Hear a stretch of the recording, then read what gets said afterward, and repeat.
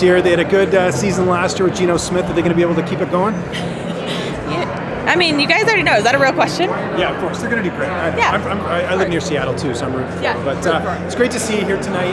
Who are you excited to see get put in? Obviously, Jose Aldo sort of leading the way. We're really excited to see him get in the Hall of Fame. Yeah, Jose Aldo is incredible. I mean, I love all these guys. It's hard to even pick one. But I would also like to give a big shout out to Jens Pulver because we're from the Pacific Northwest, and I knew him like way back before either of us were really doing anything that any of you cared about. Yeah. So it's great to see him get inducted. You know, he was such a big part of that initial movement for his weight class, and I'm excited. What about you? When are you looking to get back in there? I know you had a fight scheduled, fell through. What's the latest now? I'm hoping to fight in October. I have requested that. So we'll see about. Have you requested them coming to Seattle? They got that new arena with the Kraken and everything. They haven't been back in forever. You know what? They came there one time, and it was in the summer, and I knew that was going to be the biggest mistake because nobody in Washington State wants to be indoors. They're on the lake, right? On a nice summer day because we barely get any of that. It's all rain. Yeah. So I'm like, you got to go in the fall or the winter, and then people will be there. Because I know there's a lot of hardcore fans. It's just like, I mean, you got to choose between a nice enjoyable day out on the water or being cooped up inside, which we are 90% of the year anyways. Yeah, and just last one for me. I know you're friends with Julianna Pena. She's been getting in the news a lot because of some of the trash talk with Amanda Nunes. I know you've been a pretty respectful opponent in your career. What do you make of her trash talk? I think she's speaking from the frustration in her. And I know that she can be a very polarizing character, and some people love her, some people hate her, but at least you care. And I think that's what she's trying to make a difference. She's trying to make you care.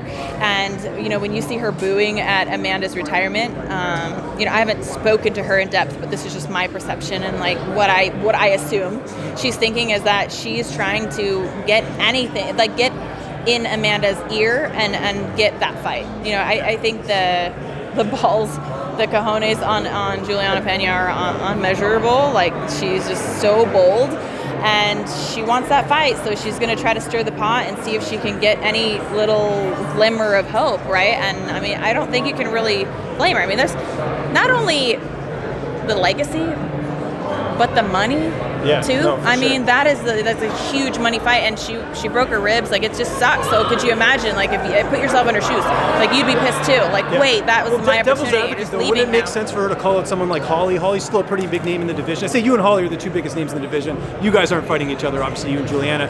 But I kind of wonder, would she not focus more on Holly? Because that's a big fight, and they've never fought each other. I think at some point she will. Yeah.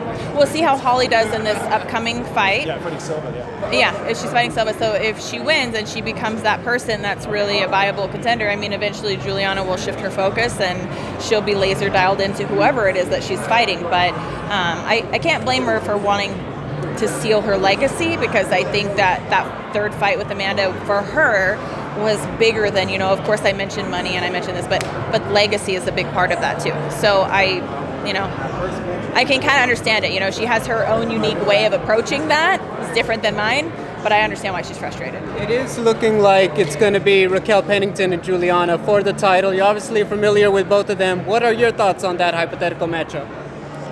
Well, gosh, I've trained a lot with Julianna Pena, more earlier in our careers, and she is a spitfire. I mean, I think you guys saw that best on display when she fought Amanda.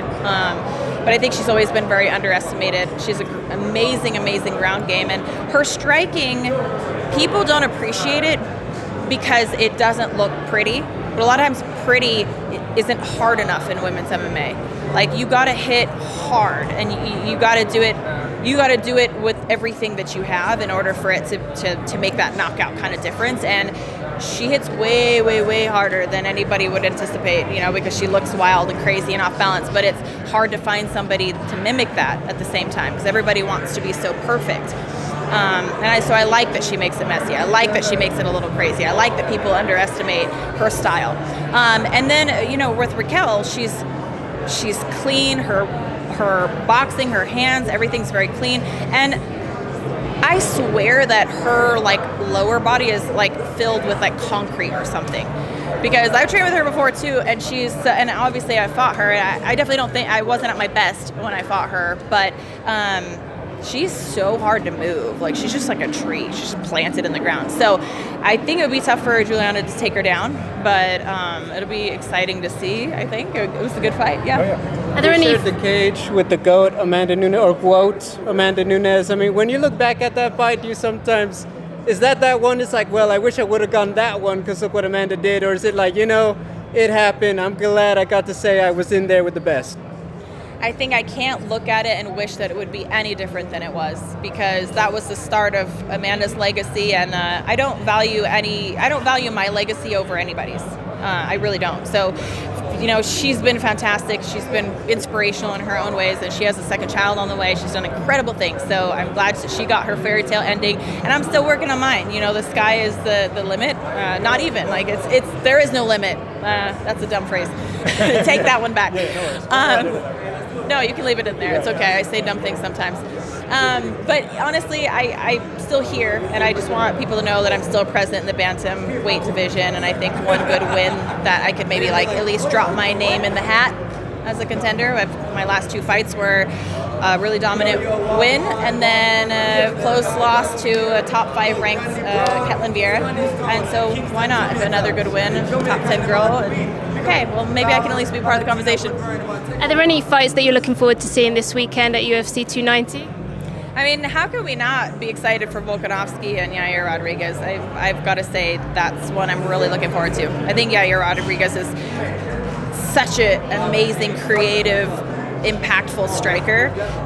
And I don't know where you find a training partner to mimic Yair Rodriguez. I really don't, because I don't ever see people that move I don't even think he knows how to move like himself. He's just there and present, and he's got that flow state. So I'm excited to see him fight, and obviously Volkanovski has blown the lid off of so many people's expectations so many times before, and he's really durable. So if anybody can if he does get hit, he's somebody that can take that. But do you see a clear outcome for that, a clear winner? Well, I think if it goes anywhere near a decision, I'm definitely going Volkanovski. But I do not at all underestimate the knockout ability that Yair has. I don't see Yair winning a decision, because I just think I haven't seen anybody been able to do it. And if Volkanovski can take your best shot or move through it, you're going to be in trouble. I just doesn't matter who you are. So you mentioned pioneers, you mentioned Jens Pulver, and you are a pioneer of women's MMA and part of the women's movement in mixed martial arts. You went to the sport with just a wrestling base, and now women's MMA is just on par with men's MMA. What do you see for the next generation? Did you ever fathom that the sport would grow the way it did, and you helped build that sport? No, there's no way. When I started, and when I first started, I don't even think people were asking about women's MMA being a part of the UFC. And then people started asking, and Dana was like, never. It was never going to happen. We will never see. So it's been a long journey. And I mean, no, there's no way. I couldn't even imagine really being in the UFC when I first started, because it wasn't possible. Right? I think the promotion that was Smack Girl, I had VHS tapes of Smack Girl in Japan. Remember that?